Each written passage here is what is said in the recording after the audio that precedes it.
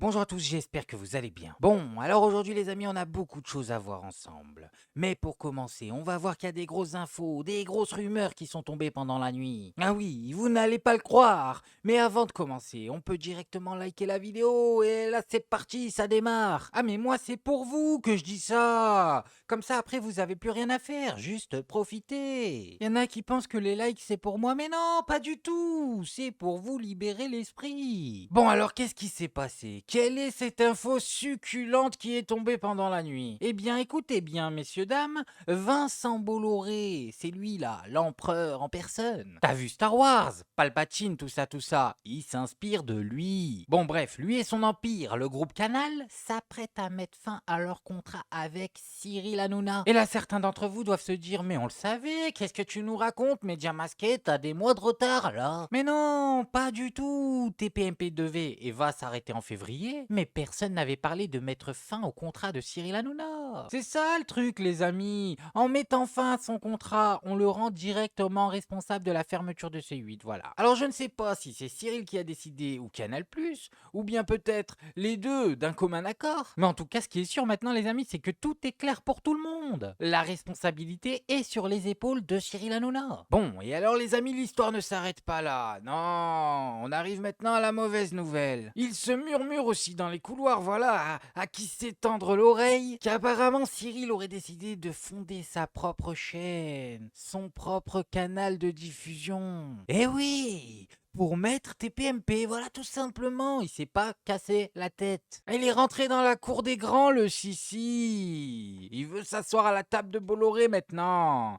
Il en a marre d'être son collaboré. Elle est pointue celle-là, collaboré. Non mais même moi je m'impressionne. Bref, en tout cas pour tous ceux qui pensaient que c'était la fin de TPMP, que TPMP était finito, eh bien j'ai le regret de vous annoncer que non. On est simplement face à un nouveau chapitre. Et pour tous ceux qui nous disent oui, c'est pas normal que vous vous réjouissiez de la fermeture de TPMP, des centaines d'emplois qui vont sauter, êtes-vous vraiment de gauche? Eh bien c'est simple. Thierry Ardisson est venu vous répondre hier sur RTL. Faites un effort aussi. Vos années France Télé ou vos années Bolloré?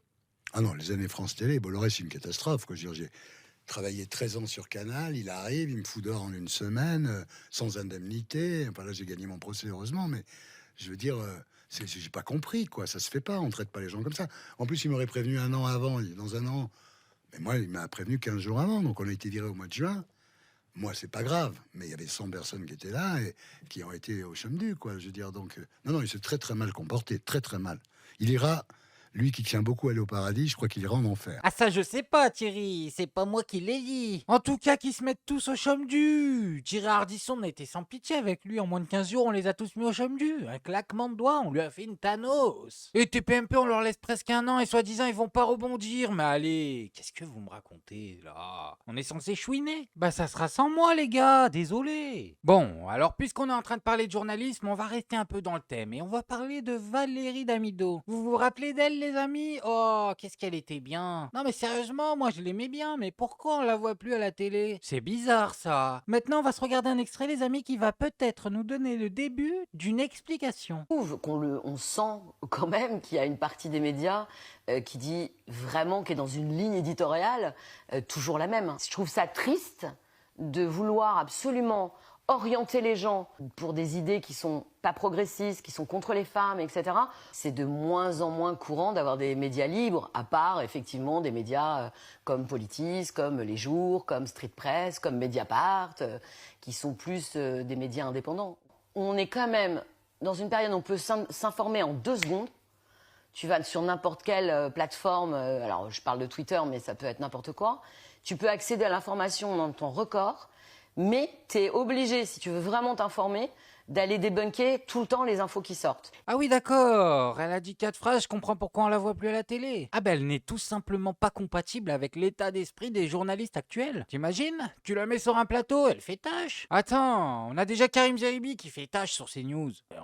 On ne va pas abuser non plus. Il y a un tel emballement médiatique que, effectivement, il n'y a pas de vérification. C'est comme ça, c'est le problème aujourd'hui, l'emballement.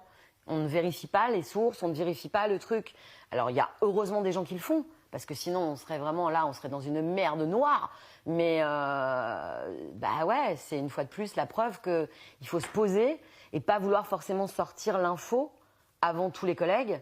Il faut le vérifier. Alors peut-être que tu passes pas le scoop, mais en tout cas tu passes la bonne info. Ah oui, mais là, elle soulève un vrai problème, les amis. Les mecs ne sont pas capables d'attendre ne serait-ce que quelques heures pour vérifier si c'est vrai, si c'est pas vrai, si ça évolue. Et pas que dans les médias mainstream, hein. Non, non, non, non, non, non, non. Sur YouTube, il y en a plein qui font ça. Ils se réveillent, tête dans le huc, crotte de nez entre les yeux. Le mec, il lance sa vidéo, il te donne l'info, elle vient de sortir, il sait pas si c'est vrai, si c'est pas vrai, qu'est-ce qui s'est passé. Il te la donne juste. Si tu veux vraiment t'informer, bah faut aller voir ce que j'ai dit tout à l'heure, des médias qui font des enquêtes avec plus de temps, qui ont pas de, qui sont, je te dis, Mediapart, Les Jours, Politis, qui sont Street Press, qui sont des gens qui font des enquêtes sur le long terme et qui ne s'emballent pas sur l'information. Ils reçoivent l'information et on enquête sur l'information et après on sort l'information.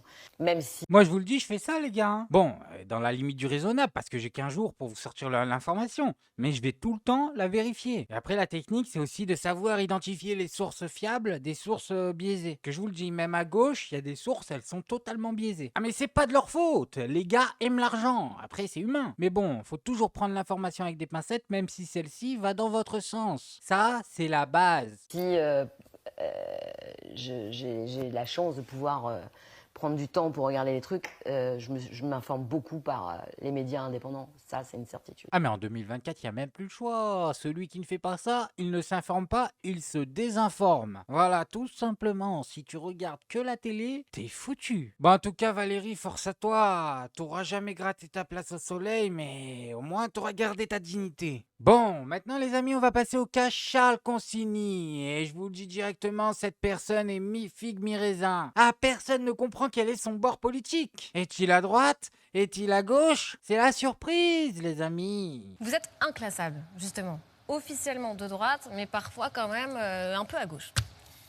Si vous vomissez pas votre haine des étrangers 4 fois par jour à la télé, vous êtes un islamo-gauchiste. Moi, j'admire les insoumis qui se sont déplacés pour aller voter pour un candidat qui leur a infligé un tel niveau de violence policière, un tel niveau de répression dans les manifestations, un tel niveau de mépris pour les jeunes. Vous imaginez quelqu'un qui dirait qu'il y a trop de noirs sur une photo? Mais c'est du racisme ce que vous faites. LFI, c'est un épouvantail que vous utilisez. Vous devez accepter le résultat des autres. Moi, par exemple, j'ai des gens qui me disent sur Twitter, mais vous avez changé, avant vous étiez de droite. Non. Non. Non, mais j'essaye autant que possible d'être, avec ma propre subjectivité, j'essaye d'être objectif sur les sujets qu'on aborde. Donc, par exemple, quand je parle d'un nouveau mainstream qui, à mon sens, s'est répandu dans les médias, j'essaie de le faire avec sincérité. Il y a eu une époque où le politiquement correct de gauche écrasait tout. Et si vous prêchiez pas votre adhésion au parti politiquement correct 4 fois par jour à la télé, vous n'étiez pas invité dans les médias. Aujourd'hui, je trouve que ça s'est inversé. Si une phrase sur 2 que vous prononcez n'est pas islamophobe, vous n'êtes pas invité dans les médias, en tout cas dans certains.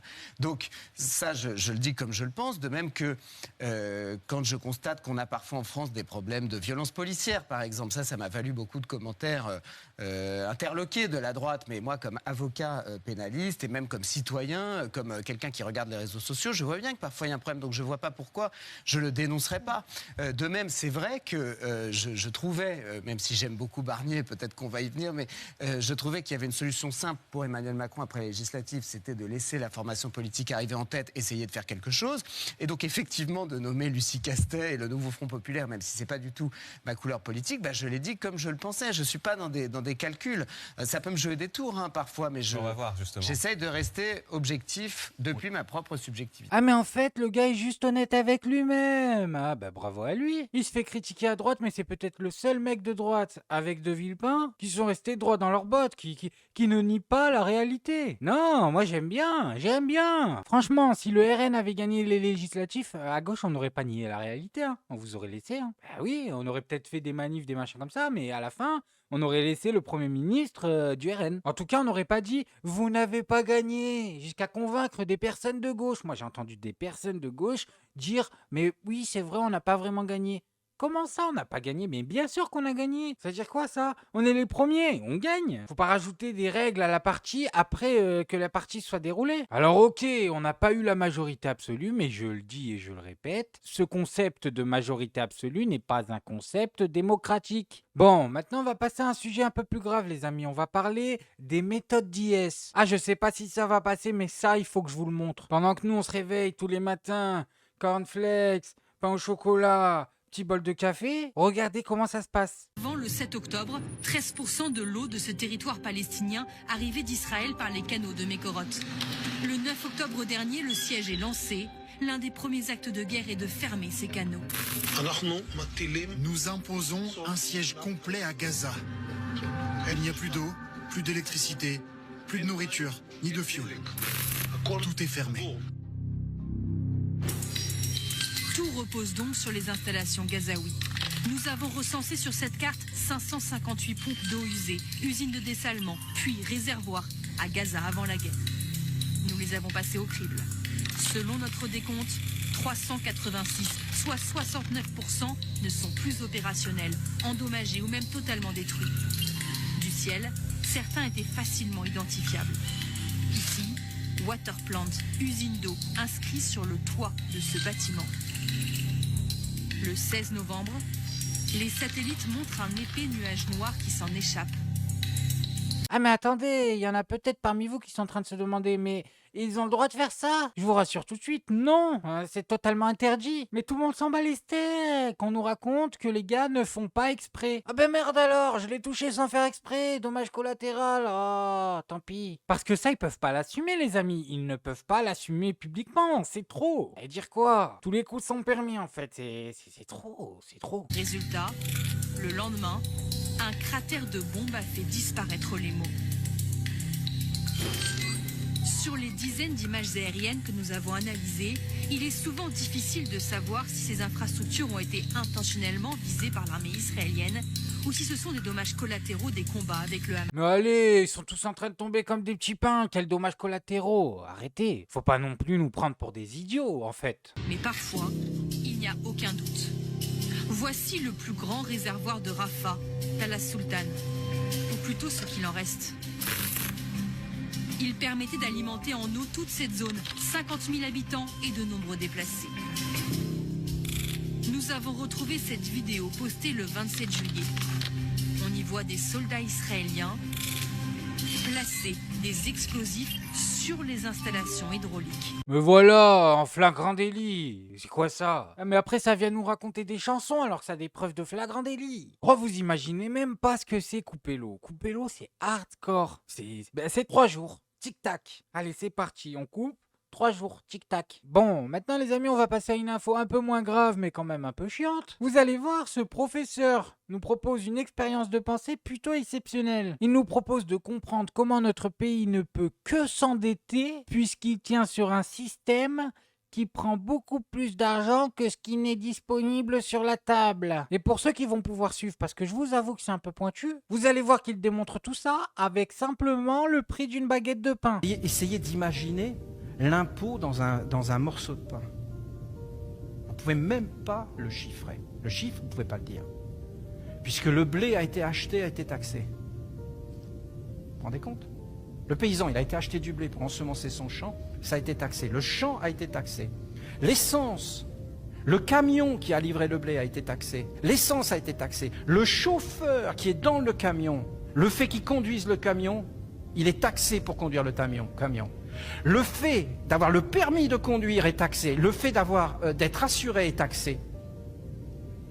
Le camion est taxé, les pneus sont taxés. L'essence, boum, est surtaxée. La terre sur laquelle il marche est taxée. Est-ce que vous vous rendez compte? Le fait de semer le blé, lui, de conduire le tracteur était taxé, c'est-à-dire il travaille, donc il doit payer des taxes pour avoir l'autorisation de rentrer dans son tracteur. Et si quelqu'un est venu l'aider, lui donner un coup de main, il doit être déclaré et taxé.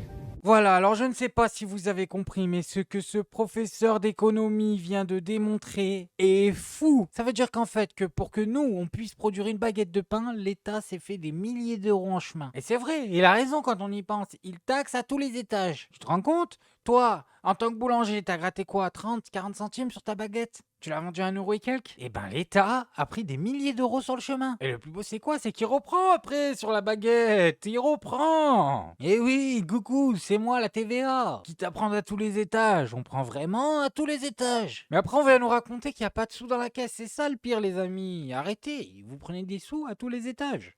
Comment il peut ne pas y avoir de sous dans la caisse? Il y a un trou ou quoi dans la caisse? Vérifiez quand même. Bon, bref, moi je voulais juste vous montrer ça. Maintenant, faites-vous votre avis tout seul. Faites attention à vous, faites attention à ce que vous regardez. Likez, abonnez-vous et n'oubliez pas le petit com qui fait plaisir. Mes amis, vous êtes toujours là, on s'est fait rouler, mais lui les races, il les attend là. Si vous êtes pas content, c'est pareil. Sachez une chose, Média Masqué ne fait que rendre l'appareil. Et on n'oublie pas le petit com qui fait plaisir. Non, le petit com qui fait plaisir. On n'oublie pas le petit com qui fait plaisir. Non, non, celui-là on l'oublie pas.